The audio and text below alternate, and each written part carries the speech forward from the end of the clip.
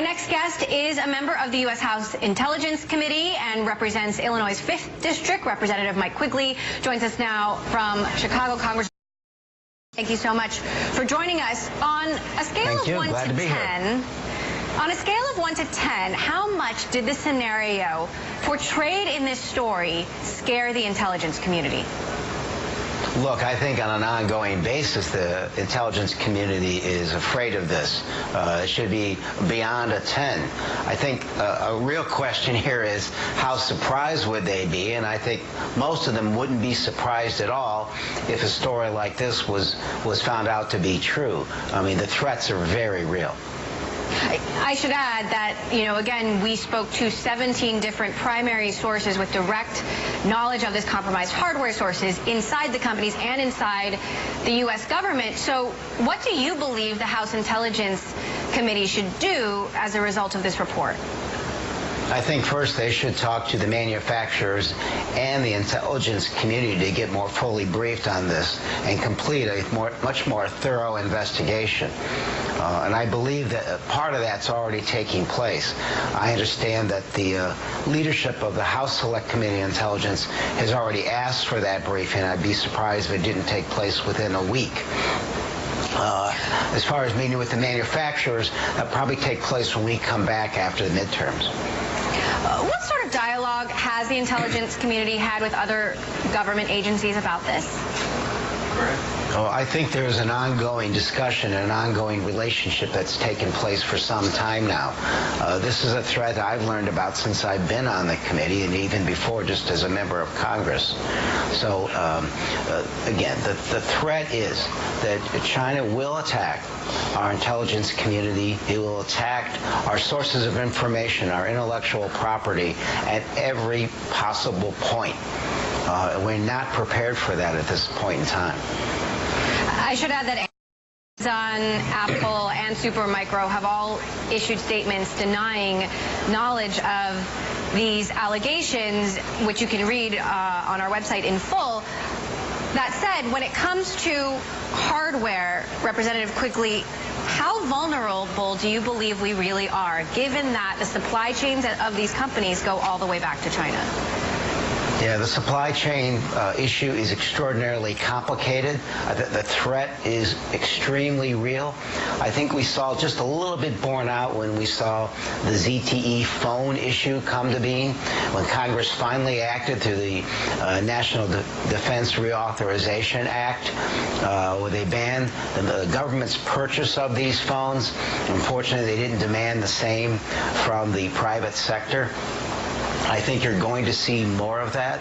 The fact is, I don't know that we can pick up that demand. It just proves that we're going to have to build more of these materials that are put into all our communication equipment and all our computer equipment right here in the United States or in places in which we can trust the supply chain.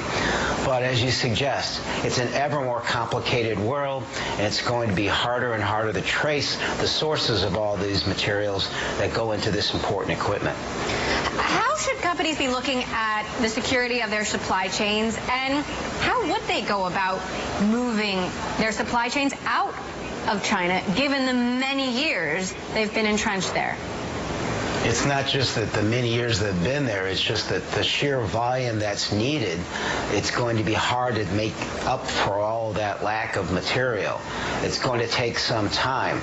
So I think there needs to be partnerships within these corporations working together to understand the threats.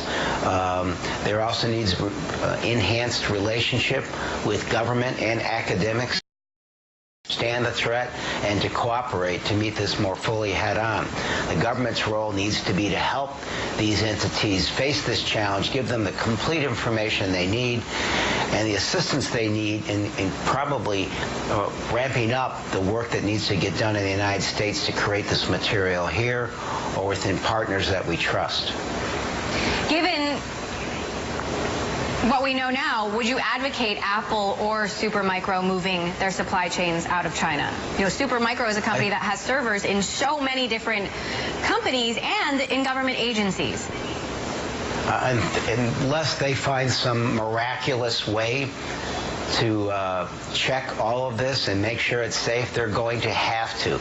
I believe it's going to take some time, but at some point in time, we're going to have to recognize that threat and find a way to move the supply chains elsewhere, at least with allies we trust and partners that we can work with. Meantime, I'd love to get an update on the Russia investigation. There are 54 transcripts currently being scrubbed of classified information. When do you expect those transcripts to be released to the public?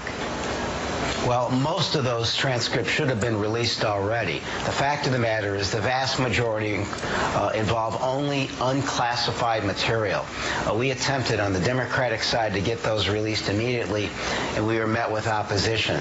The rest of them are going to take some time to be scrubbed by the intel community, and we're fine with that. The fact of the matter is we asked that this information be released half a year ago. So on the last day that we were in session, in the middle of the Kavanaugh hearings, they released this information to the intel community to be scrubbed, hoping that people would forget that it even existed. Why do you think it's important for the public to see these transcripts from Don Jr., from Steve Bannon?